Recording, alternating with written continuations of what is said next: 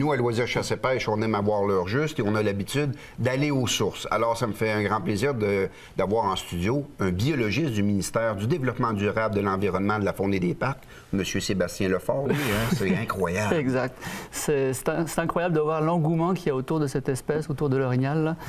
Je te contais tantôt qu'on est arrivé aujourd'hui, en 2013, à 180 000 permis vendus. On a aujourd'hui plus de 120 000 orignaux actuellement, après la chasse, qui sont présents dans nos forêts au Québec. Après la chasse, ouais. On estime à 120 000 orignaux.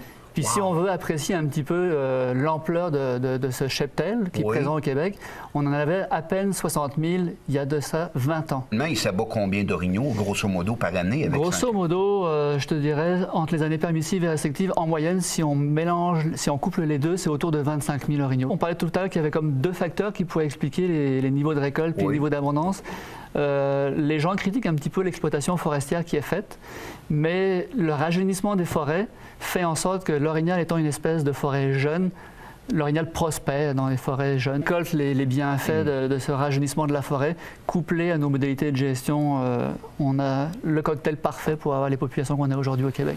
Pour faire la transition vers le cerf de Virginie, tu me disais qu'avec 180 000 permis vendus à la chasse à l'orignal, c'était très récent qu'il y avait plus de permis de chasse à l'orignal qu'historiquement que c'était le cerf de Virginie qui était le menant. C'est pourtant ce qu'on vit aujourd'hui. Ça reste quand même une chasse populaire.